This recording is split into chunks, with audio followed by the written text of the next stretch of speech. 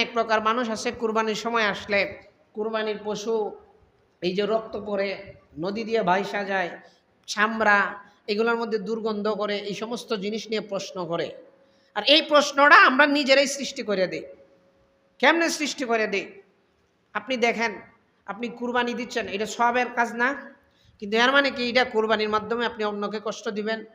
আমরা কুরবানির ক্ষেত্রে যেই কাজটা করি, আমাদের অনেককে দেখা যায় কুরবানি করার পরে গরুর গোশত খায় আমি, কিন্তু গরুর যে ভিতরের যে ময়লাগুলো আছে, বুরলের ভিতরে যে ময়লাগুলো আছে, এমন একটা জায়গার মধ্যে ফালাইয়া রাখি যেটা পচতে পচতে 1 মাস পর্যন্ত দুর্গন্ধ হয়।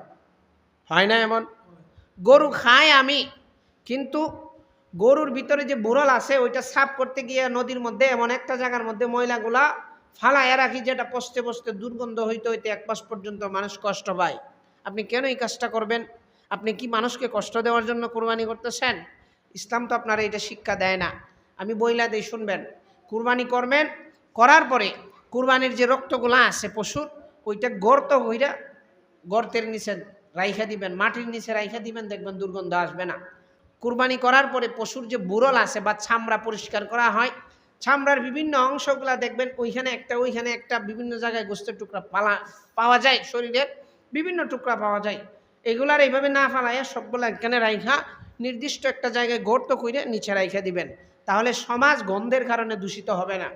কুরবানি করার পরে যে বুরল আছে, বুরল সাফ করার পরে যে ময়লাগুলা আছে, এগুলার গর্ত কইরে নির্দিষ্ট একটা স্থানে মাটির নিচে চাপা দিয়ে রাইখা দিবেন, তাহলে দেখবেন আশপাশে গন্ধও যাবে না, মানুষ অসুস্থও হবে না, আর শাহবাগী নামক যে সুশীলগুলো আছে এগুলো প্রশ্ন করার সুযোগ পাবে না। এই জন্য এই কাজটা করতে পারবেন না ইনশাল্লাহ।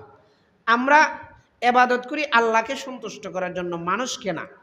কিন্তু আমাদের এবাদত নিয়ে যেন কেউ বাঁকা আঙ্গুল না দিতে পারে, বাম হাত যেন ঢুকাইতে না পারে, এই জিনিসটাও খেয়াল রাখতে হবে। আমরা কুরবানি করি আল্লাহকে রাজি খুশির জন্য। আমাদের কুরবানির কারণে যেন নাস্তিক, মুরতাদ, শাহবাগী, রাম, বাম, সুশীলগুলা আঙ্গুল না দিতে পারে, সেটাও আমাদেরকে খেয়াল রাখতে হবে। কারণ আপনি হয়তো টুপি পরেন মাথায়, 1 ওয়াক্ত নামাজ পড়েন, কিন্তু তাদের কাছে আপনি কিন্তু ইসলামের একজন প্রতিনিধিত্ব করতেছেন। অতএব আপনাকেও এভাবেই চলতে হবে, এভাবেই ইবাদত করতে হবে, যাতে তারা প্রশ্ন করার সুযোগ না পায়। আমরা যখন পরিপূর্ণভাবে কাজগুলো আদায় করব, এরপরে যদি এরা প্রশ্ন করে, তাহলে বুঝবেন এইটা তাদের খাসলত, সব জায়গার মধ্যে বাম হাত ঢুকানো। এক প্রকার মানুষের খাসলত আছে না, সব জায়গার মধ্যে বাম হাত ঢুকাইয়া দেয়। এই শাহবাগীগুলা, সুশীলগুলার খাসলত হইল সব জায়গায় বাম হাত ঢুকানো। সারা বছর গরুর গোশত খায়, আর কুরবানির সময় আসলে তাদের দেখবেন একদম সুশীলতা দেখায় যে গরু হত্যা করা, পশু হত্যা করা ঠিক না। এই সমস্ত ধর্ম যার যার উৎসব সবার যারা বলে, আমরা তাদেরকে আগামী শনিবারে পবিত্র ঈদুল আজহা উপলক্ষে আমাদের বাড়িতে দাওয়াত দিলাম।